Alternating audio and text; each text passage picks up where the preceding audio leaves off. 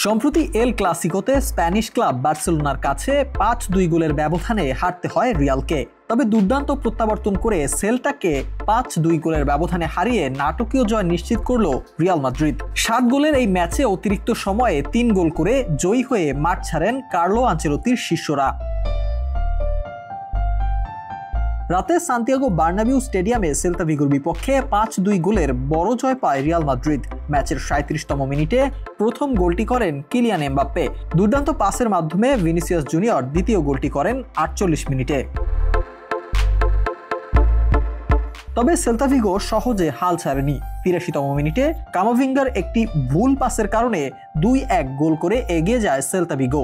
পরের মিনিটেই রিয়ালের রাউল অ্যাসেন্সিওর ফাউলে পেনাল্টি পেয়ে সমতা ফেরায় সেল্তা।